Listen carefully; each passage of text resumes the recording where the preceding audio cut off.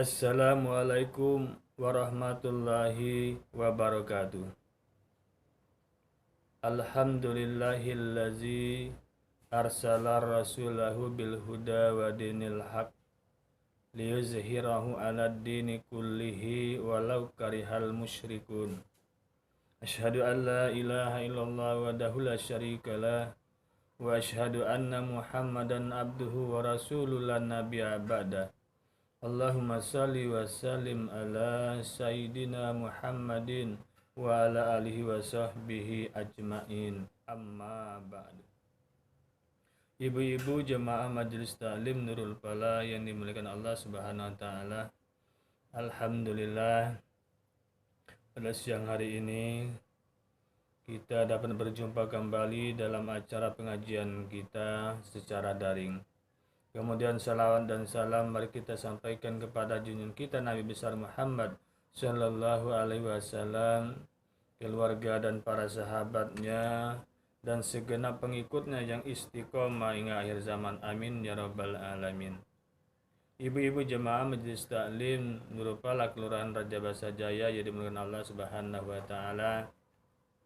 Pada kesempatan pengajian kita pada hari ini, judul kajian kita adalah tentang doa kunut.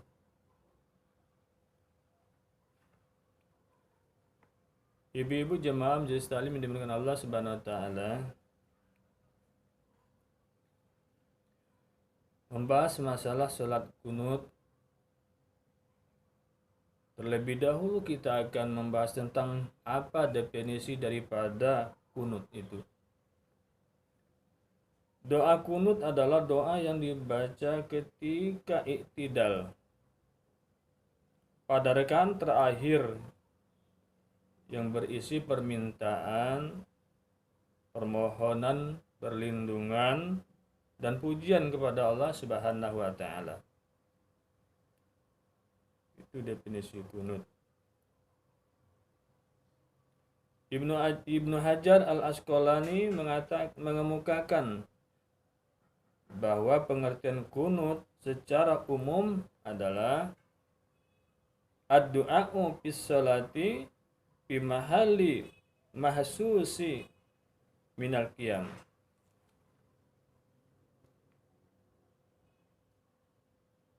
Suatu doa di dalam sholat yang tempatnya khusus dibaca pada saat berdiri iktidal. Fathul Bari juz 3 halaman 432.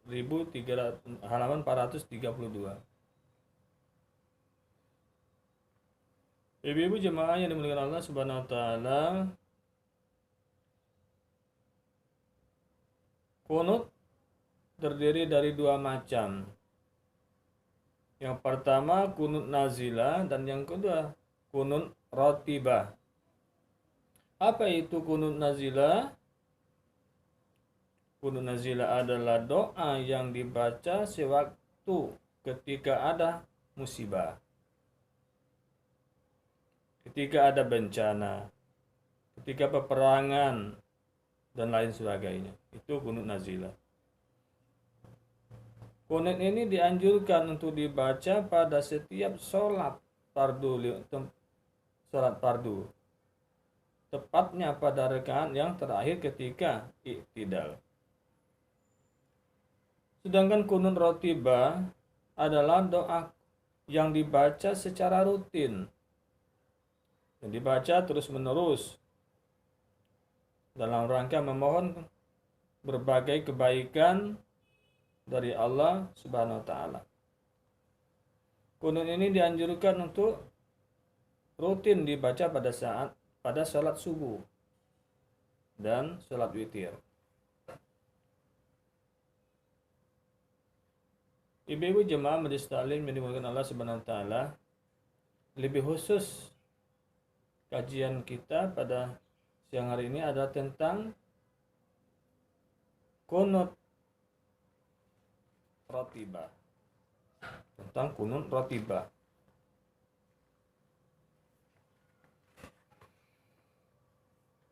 Kunut ratibah adalah kunut yang dibaca secara terus-menerus pada saat salat subuh dan salat witir.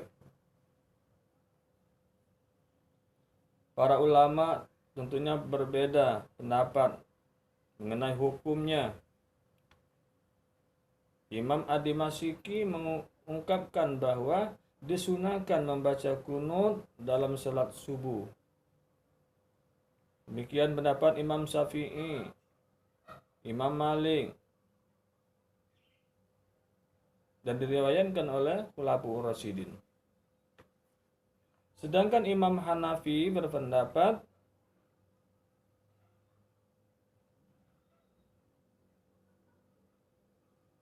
kunut tidak disunahkan membacanya dalam salat subuh. Imam Hambali berpendapat doa kunut hanya dilakukan oleh kepala negara untuk keselamatan tentaranya. Jika sudah ada yang mengerjakannya, maka itu sudah cukup. Lalu Ishaq berpendapat doa kunut hanya disunatkan ketika terjadi bencana, di mana disebutkan dalam kitab Rahmatul Ummah di 1 halaman 144 sampai 145.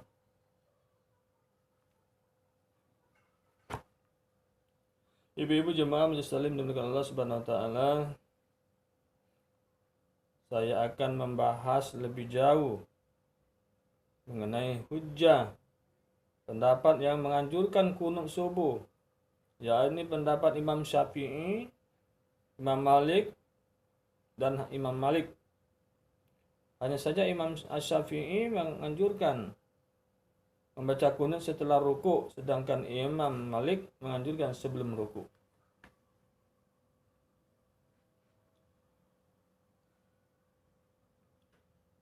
Namun ini jemaah sekalian bukan berarti mengabaikan pendapat yang tidak mengamalkan kunut subuh. Kunut subuh adalah perkara yang diperselisihkan oleh para ulama. Siapapun boleh memilih mana pendapat yang ia sukai. Imam At-Tirmizi mengutip pendapat Imam As-Sawri yang mengungkapkan bahwa apabila hendak membaca kunut pada salat subuh itu baik, dan apabila tidak membaca kunut juga baik. Sunan At-Tirmizi di 1 halaman 250.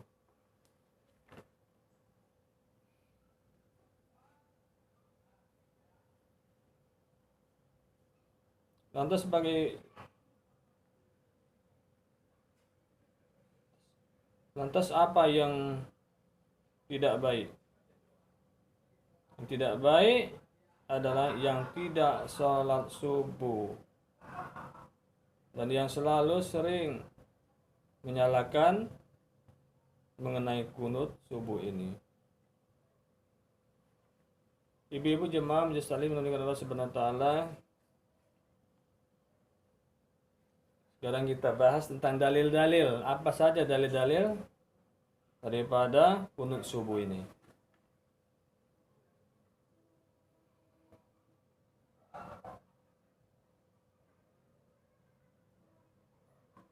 Dalil-dalil yang menganjurkan membaca kunut ratibah pada salat subuh. Yang pertama diriwayatkan dari Ayub dari Muhammad, dia berkata,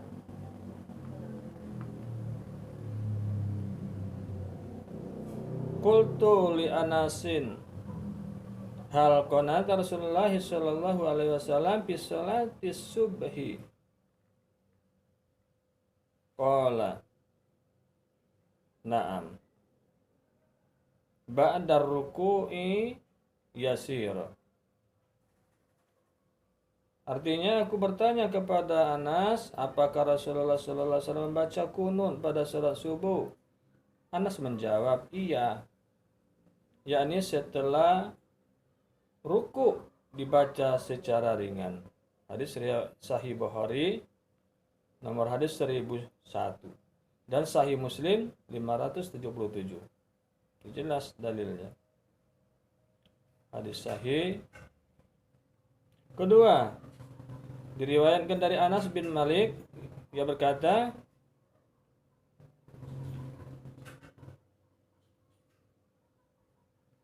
Anna Rasulullah sallallahu alaihi wasallam lam yazal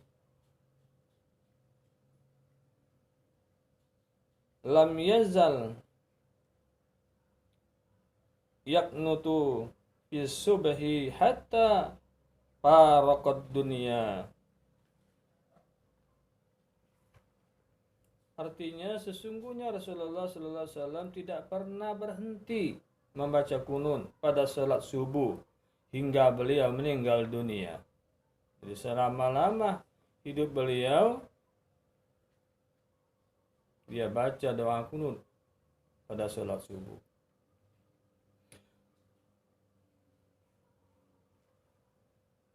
Hadis ini dikutip dari kitab Al-Azkar karya Imam Nawawi. Beliau mengungkapkan bahwa kunut pada salat subuh disunahkan berdasarkan hadis sahih dari sahabat Anas radhiyallahu an yang diriwayatkan oleh Imam Al-Hakim dalam kitab Al-Arba'in. Beliau mengatakan bahwa predikat hadis ini sahih. Al-Azkar halaman 49.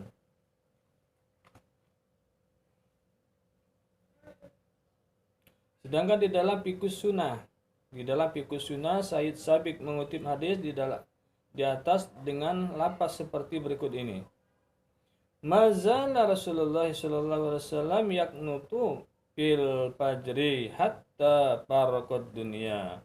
Tidak berhenti Rasulullah sallallahu alaihi wasallam membaca kunut pada salat fajar, salat subuh hingga beliau meninggal dunia. Hadis riwayat Ahmad, Ad-Darqutni, Al-Baihaqi dan Al-Hakim. Hadis ini disahihkan oleh Imam Al-Hakim. Hadirin jemaah majelis taklim menurut Allah Subhanahu wa taala. Yang ketiga, diriwayatkan dari Abu Hurairah yang berkata, "Kana Rasulullah sallallahu alaihi wasallam iza rafa'a ra'sahu min ar-ruku'i fi sholati subhi atis saniyati rafa'a yadaihi fayada'u bihazad du'a Allahumma hdini fi man hadait ila akhiri." Artinya bahwasanya Rasulullah sallallahu alaihi wasallam ketika mengangkat kepalanya dari ruku pada salat subuh di rakaat yang kedua, beliau mengangkat kedua tangannya kemudian membaca doa qunut. Allahumma hdini biman hadait hingga akhirnya. Hadis riwayat Hakim dan disahihkannya. Dikutip dari kitab Subulus Salam juz 2 halaman 156. Kemudian yang keempat, diriwayatkan dari Bara bin Azib, ia berkata, Ana Rasulullah sallallahu alaihi wasallam kana yaknutu bis subhi wal maghribi. Sungguhnya Rasulullah SAW melakukan kunut pada salat subuh dan maghrib. Sahih Muslim nomor hadis 678 dan Sunan At-Tirmizi nomor 101.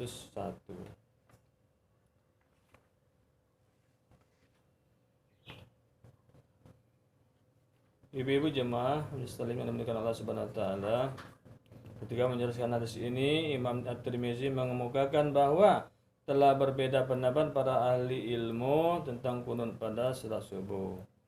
Sebagian ahli ilmu dari para sahabat Nabi sallallahu alaihi wasallam dan yang lainnya berpendapat bahwa dianjurkan berkunut pada salat subuh. Demikianlah pendapat Imam Syafi'i. Sedangkan Imam Ahmad dan Ishaq berpendapat tidak ada kunut pada salat subuh kecuali apabila ada musibah yang menimpa kaum muslimin. Sunan At-Tirmizi halaman 249. Kemudian B, dalil-dalil kunut witir. Kunut witir.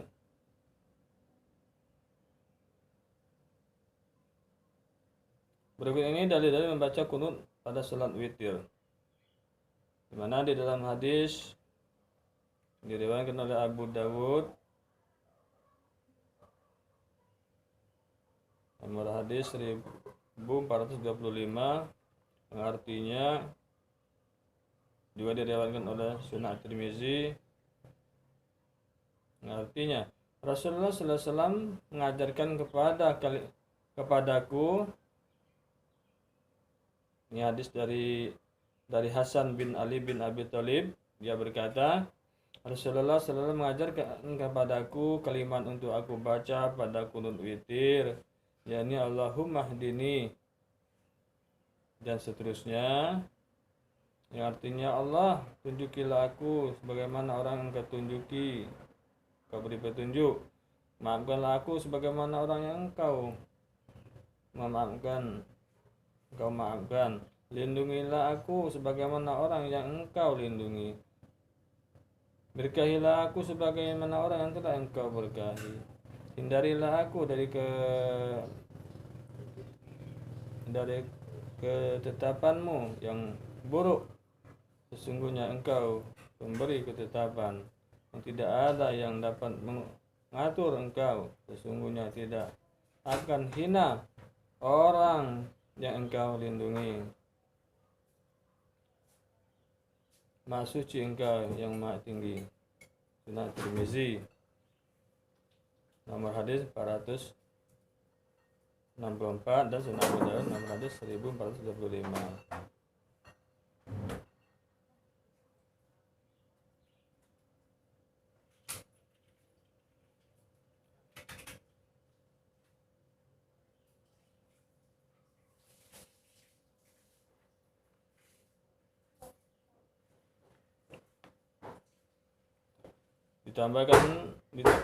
Ditambahkan dalam riwayat At-Tirmizi dan Al-Baihaqi kalimat wala ya'izu man adait, dan tidak akan mulia orang yang engkau musuhi.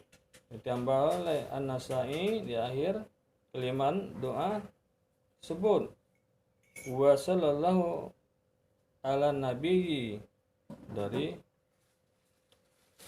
limpahkanlah selawat atas Nabi. Bulughul Maram halaman 78. Hadis ini sekaligus mengemukakan lafaz doa kunut secara lengkap. Para ulama berpendapat bahwa doa yang paling baik untuk dibaca pada kunut subuh dan kunut witir adalah dengan lafaz ini, sebagaimana hadis dari Abdullah bin Abbas radhiyallahu anhu, beliau berkata, artinya bahwasanya Nabi SAW membaca kunut pada salat subuh, pada witir malam hari dengan kalimat ini, maksudnya Allahumma hdini dan seterusnya. Hadis riwayat Al-Baihaqi, dikutip dari kitab Subulus Salam juz 2 halaman 160.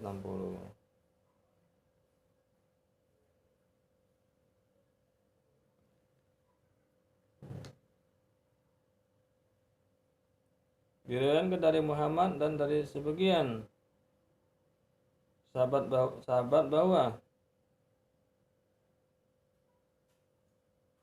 Nabi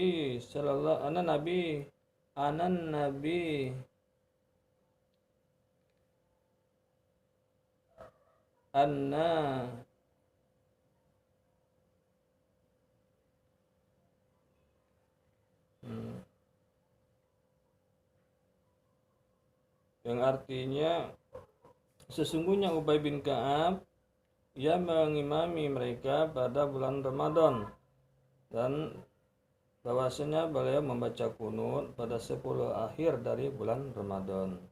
Sunan Abu Dawud. Ubay bin Ka'ab adalah imam sholat yang diangkat kaum muslimin pada masa Khalifah Umar bin Khattab.